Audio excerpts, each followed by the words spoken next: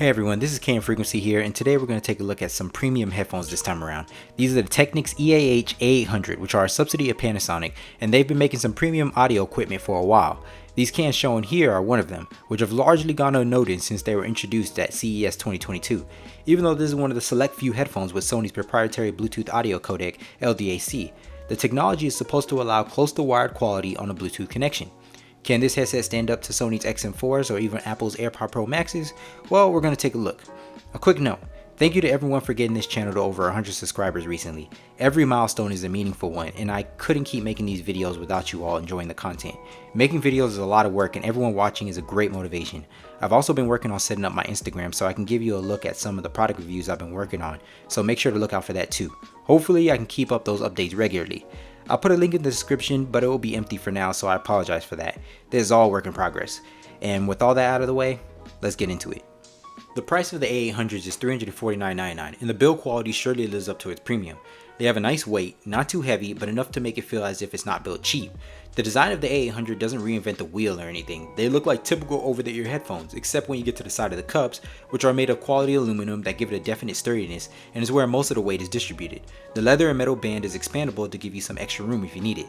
The band can stretch pretty wide without feeling like you're about to snap them in half, and the cups are soft and comfortable. The only concern I can see is with the ear cups starting to tear. They are extremely soft, and it feels like they might tear easily.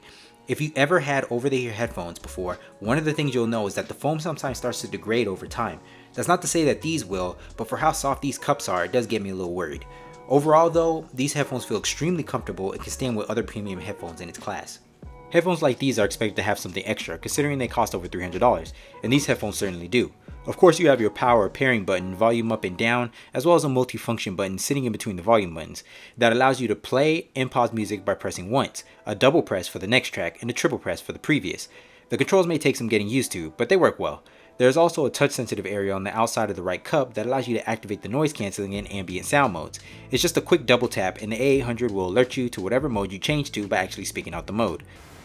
Ambient sound. Noise cancelling.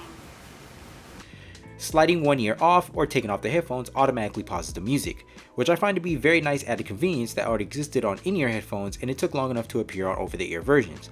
The one feature that stood out to me was the range. I left my phone in the room at the back of my house and walked out to the driveway, and the headphones didn't even have a hint of static or disconnection until I got to the sidewalk.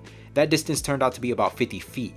You don't see that kind of Bluetooth range on a lot of headsets. Most just start cutting out as soon as I get in front of a single wall. Battery life is great. Let's just put it this way. They're quoted at 50 hours. I've been using these headphones off and on for about a week and a half right out of the box, and they're still running. I started at 60% and only dropped to about 45 by the end of making this review, which was about 2 weeks. I didn't try to run them straight through non-stop because I wanted to simulate how I use my headphones on the regular. This is the most standout part about these headphones. The feel of having to not run around looking for a charger over prolonged use is probably the greatest ever. If anything, this should be the second main reason for buying these. The first being the sound quality. Alright, the moment everyone has been waiting for. How exactly do these headphones sound? Astounding. These are some of the best sounding headphones I have ever heard. The highs of cymbals and snares are rich and clear, while the double basses and drums are strong and loud. Sound is balanced, and no one part of a particular area of a track is overbearing. Listening to some of my favorite musicians and composers on this headset is something special. Mids, which are usually where the vocals lie, are crisp and are not overshadowed by the opposite sides of the spectrum. This is exactly the type of sound quality that you should find in this price range. Sony's LDAC, an acronym in which no one really knows what it stands for, once enabled, is supposed to provide an audio quality that sounds as close to a wired connection as possible. The feature is able to be used on my Galaxy S21 Ultra, S22, and a couple other Android devices like the Pixel through the Bluetooth settings menu.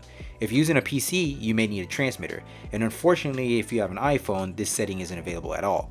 In my experience with it, it does make a difference in increasing the clarity of the music and giving it a deeper sound as wired would.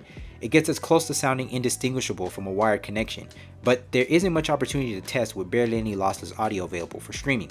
I was able to get close using Apple's high-res audio, and the results are great, even though Apple's audio is still a bit compressed, so that it uses less data. In terms of noise cancellation, the A800 does a good job, though not an amazing one. I have listened to other headsets like the Sony XM4s, and they do a much better job at isolating sound, but these are not too far behind. You can adjust the level of noise isolation, and the app includes an adjustment meter to try to get the perfect level of noise cancelling for your needs while adjusting the strength as well. When it comes to companion apps that are available on most headphones, they pretty much offer mostly nothing of value. Maybe some basic equalizer settings and a switch for turning off active noise cancelling if available. That is until you get to the premium category, in which they still are mostly useless, but they add a few extras to make it at least worth using occasionally. On the A800, its companion app, Audio Connect, gives you more options to mess with the EQ settings, change the connection mode to prioritize sound quality over connection, and as well as modifying the touch sensor to answer and hang up phone calls. There are a lot of arbitrary settings in the app, like turning off the blinking LED and changing the color of your headphone image in the app. There are other more useful settings though, like allowing two devices to be connected to the headphones at once, which is a cool feature, and an auto power off setting where you can set a time limit so that way when the headphones no longer detect music after a set period of time, it turns off to save battery power. In a nutshell, the companion app is useful, but 90% of the time you won't really be messing with it much, besides checking the battery level more accurately and updating the firmware. These are great sounding headphones. If you're interested in high quality, premium sound, you wouldn't be looking in the wrong place. The one problem that you would run into when picking these or the XM4s boils down to what exactly you're looking for, whether in battery life or a slightly better sound experience. While Sony's headset provides better sound quality, although not by much, the Technics have better battery life. Both headphones are the same price, and if it were me of course, while I prefer better sound quality, the Technics come close enough to provide what I'm looking for, while also having an amazing battery life for lasting listening sessions. I'm not interested in having to look for the nearest battery source every couple hours. These satisfy the battery life checkbox in spades. There's already like a million headphones in this price range already, but I feel like the battery life of the A800s set itself apart from the pack. If sound quality was your preference, the XM4s wouldn't be a bad choice either.